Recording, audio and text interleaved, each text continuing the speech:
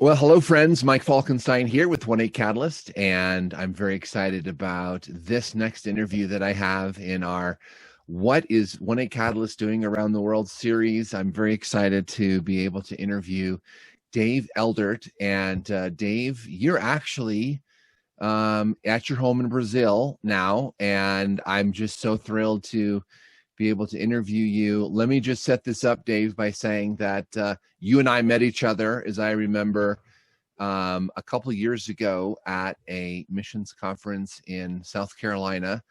And I think just the last one, I think we did two in a row. I'm not sure if you were at both, but in No, one of just the one. those, yeah, at one of those, you then approached me and we got to know each other. And so I'm very glad to be able to interview you today. Why don't you just give everyone a real quick introduction to you?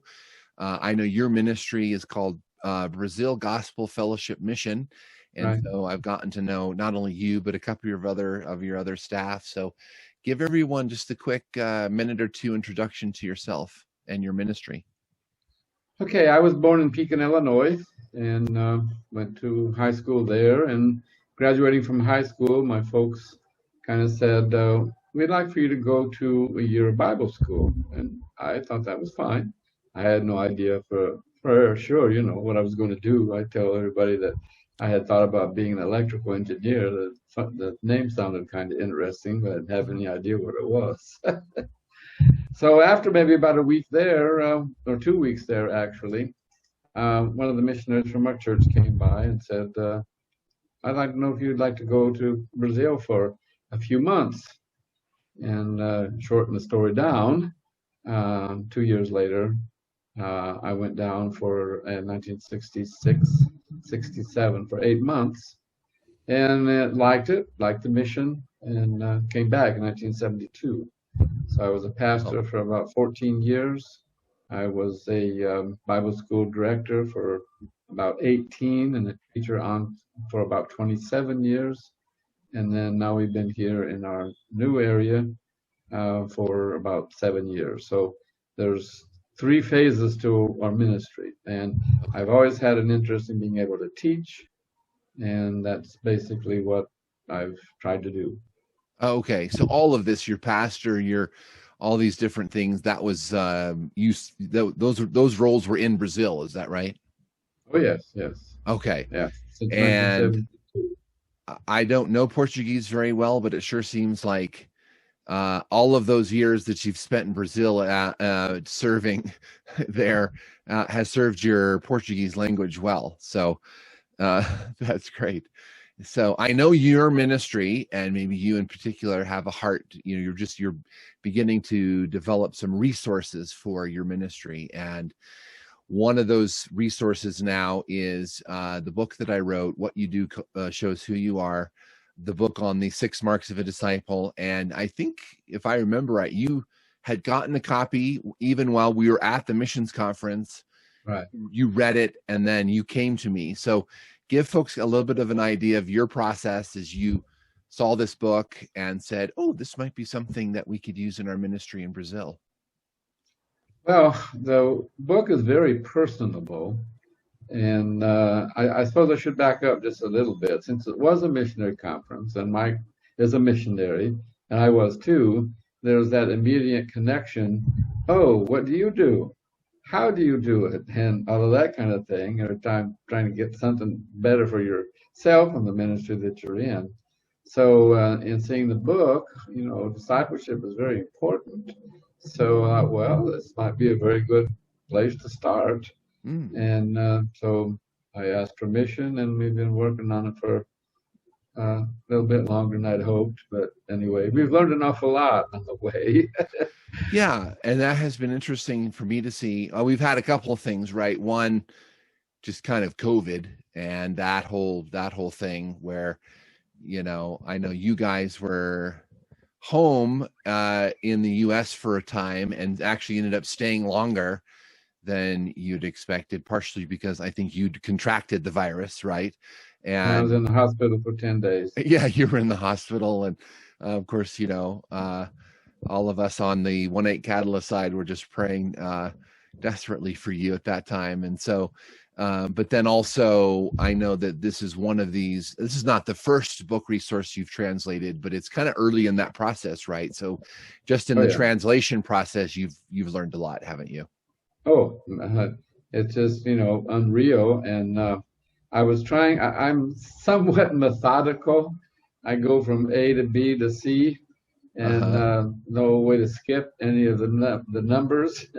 So I kind of have to learn by falling. And I've Hmm. just learned that the method I was using was too slow. It meant unforming and then forming back again the material. So I changed that completely. And of course, Mike's been doing the actual formatting, so mine has been mostly just the translation. That's right. But yeah, that's been fun too, because here I am doing book formatting for this new book and in Portuguese. And yeah, I do not speak Portuguese or read Portuguese, so I'm trying to make sure that's all kind of in the right places and everything. And so Oh, how many times that I've talked to you in Portuguese, half of the message. that's right. It's like a WhatsApp message, and it's like, Exactly. Oops, what's he saying? yeah, but I understand it because probably for a vast majority of the rest of your days, you're speaking Portuguese, so you just kind of Oh get yeah. stuck in that, that mode. So, Oh yeah. so I'm curious to know. So this book in particular, on the 6 marks of a disciple of Jesus, what was it about that you felt like, well, we could really use this in our ministry? I know that a lot of these international editions of the book, it seems like there's kind of this, okay, people are becoming to know Christ in these ministries around the world, but then it's kind of a, okay, what next? What does this really mean to be a disciple? Is that true for you? Or tell folks a little bit about why you felt like it would be useful to translate and then use in your ministry.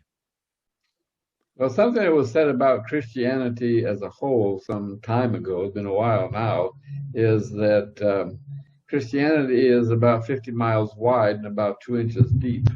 Hmm. And we found that very, very true here. So here are people that have known the Lord sometimes 10, 15 years or more, but really, really not getting on with it, let's say. So the whole idea of a program, in your case, 8 chapters, Mm-hmm. speaking to the issues of discipleship, and then being able to explain them. If you're just talking freely, it's not the same thing as translating. Translating, you're trying to make words speak individually, and when you're just speaking out, you have all the ideas there, and you can teach it that way. And I found that to be very, very good. And there's resources in the book, and how Mm-hmm. to have a testimony, how to study the Bible. So there's more than just the 6 marks. Right, more than just the book itself. So, yeah, the resources in the back, and then the leader's guide, and which will be interesting as these international communities begin using the leader's guide, whether or not that's going to be, all that helpful. But I sure hope it will be, because I know in the English version it has. Well, great. So what you're saying, Dave, really matches what we're hearing from a lot of other um, communities and church leaders around the world, that it's sort of that depth, right, of, okay, let's really dig into what it means to be a disciple of Jesus. And so that's exciting. And hopefully, you and I have only talked about this a little, but hopefully at some point, I'd actually be able to come to Brazil with you guys and actually do some teaching side by side, which would be a lot of fun. Yeah, let's say that some of the ideas that were looked at thought, oh, how's that going to work? Or now a little bit will be, we'll see when that can be, which has been really good from the meeting that I told you about. So Yeah. I'm very excited about the possibilities. The rest of this year probably not very good. We're in curfew here. We're supposed to be in our homes by 9 o'clock. Well, Dave, as we end this time together, so maybe 2 things. One, let me just say that how much I've enjoyed getting to know you, and sure looking forward to maybe even translating some other of our resources together, and keeping up this new friendship, because I've really enjoyed getting to know you. But why don't you give folks kind of if there's any final comments about using resources of ours or others in Brazil in your ministry, what would be some final words that you'd say to the folks watching today? Well, one of the things that I had wanted to say, and the chance now, is that I work so much better with material of others. I can modify it, I can do all kinds of things with it, but to come up with it, I'm not too good at. And this has been my whole life. So, your book was a shoe-in for that. I mean, there's so much material, and you make it so that the people who are you're listening to, their culture.